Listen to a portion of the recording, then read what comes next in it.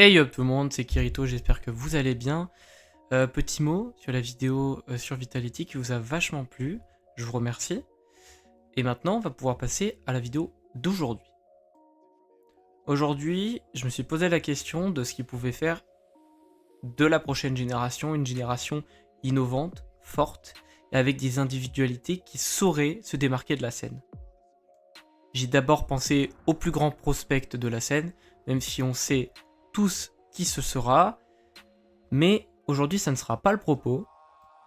Aujourd'hui j'ai décidé de parler de 5 jeunes qui à mes yeux méritent de la lumière, peut-être que vous en connaissez certains, peut-être d'autres un peu moins. On va parler de 5 joueurs en 2 minutes max par joueur, et vous me direz ce que vous en pensez à la fin de la vidéo.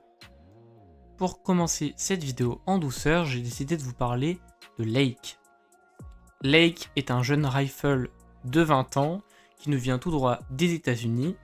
Il a commencé à jouer en saison 2021 avec divers mixtes et il a commencé réellement sa carrière compétitive avec Carpe Diem en milieu d'année 2024 à peu près. Le grand saut a été fait au moment de l'éviction de Malps pour un départ vers G2 où il a été propulsé chez M80 directement en équipe première. Lake sur l'année 2024, c'est 1,13 de rating. On parle d'un rifleur qui du coup succède à Malbs, qui est une des stars de G2. J'aimerais le voir encore une fois plus progresser, plus se développer. On parle quand même d'un joueur qui est dans le top des ratings aux États-Unis. Avec M80, ils ont fait une vraie belle perf en ESL Pro League, où ils ont pris des beaux BO. Malheureusement, on a vu quand même qu'il y avait une certaine défaillance au niveau tier 1. Est-ce que Lake arrivera à prendre ce pas? On le saura en 2024. Mais en tout cas, j'espère beaucoup qu'il sera parmi le top. Pour le deuxième joueur, j'ai décidé de faire très simple. Le plus grand prospect de la sienne, tier 2, tier 3, c'est Kyosuke. Kyosuke, c'est littéralement donc en plus petit. 1,29 de rating. Le jeune russe sort avec 82% des cartes en 2024 où il a plus de 1 de rating. C'est simple, dans les stats, il est 4e meilleur statter de la scène compétitive Counter-Strike. Certes, avec moins de compétitivité que des Monesi, des Donk et des Iwo, mais littéralement, si on enlève les 3 devant, c'est le 4e. C'est le monstre qui attend et qui va attendre encore un peu longtemps parce qu'on a appris très récemment que Spirit n'allait pas faire de changement. Donc Kyosuke, pour l'instant, reste en académie. Donc pour l'instant, le monstre est bloqué avec la sienne tier 2, tier 3. Alors pour lui, c'est un peu spécial par rapport aux autres, c'est que on sait très bien qu'il va être pris soit avec Spirit, soit avec une autre orga. Parce que son niveau est indécent. Je vous laisse regarder ses statistiques. C'est n'importe quoi. Il est littéralement rifle et a des stats de baiser. Parlons de manière crue, littéralement. Sur HLTV, il a 99 de firepower. Et tout ça à 16 ans. Pour la troisième, parce que j'ai bien dit la troisième, j'ai choisi de présenter Astra.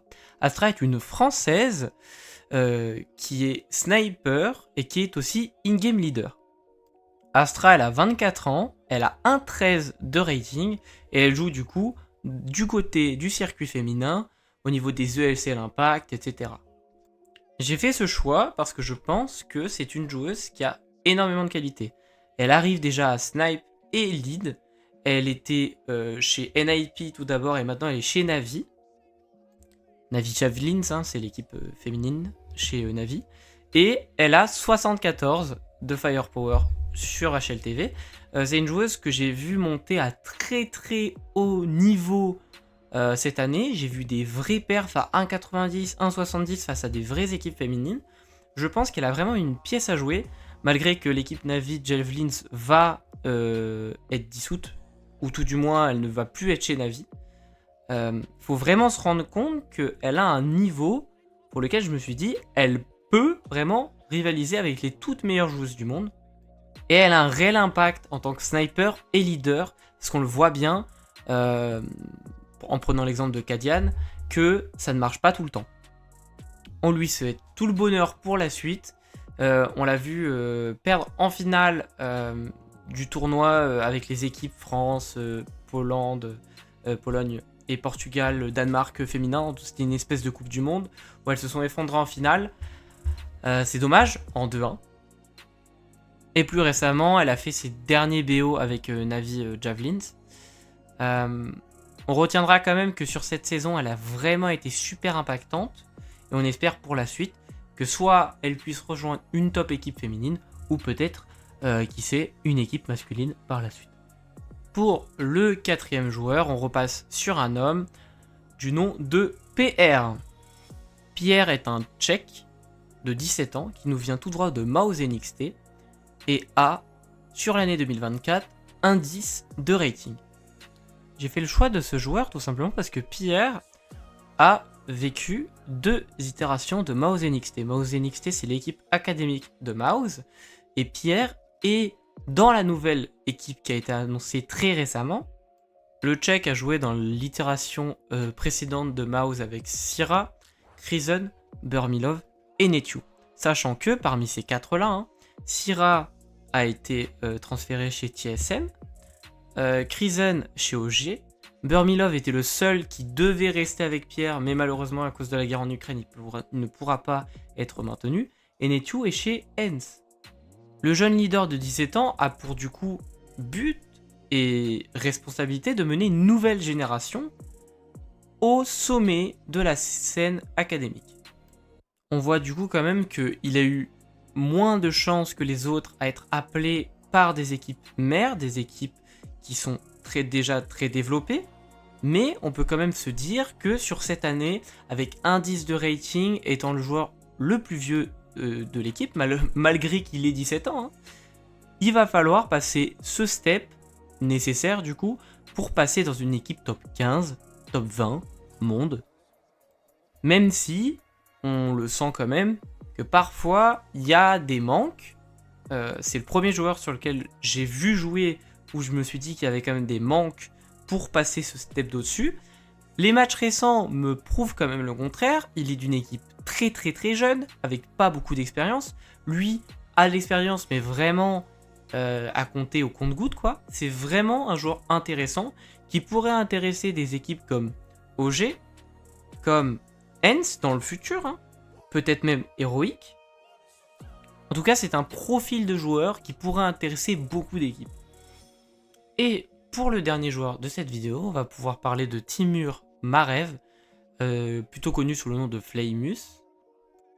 Un jeune joueur de 20 ans, russe, qui joue actuellement chez Gamer Legion. Pour les un petit peu plus mordus de la scène, Flameus, on l'a vu jouer au Major, tout du moins au Legend Stage, où ils se sont fait malheureusement sortir, après une épopée folle. Flameus, c'est un joueur qui est déjà passé par une académie, donc l'académie de Spirit, en 2021, de manière de quelques mois, donc c'est pas un joueur qui a été retenu.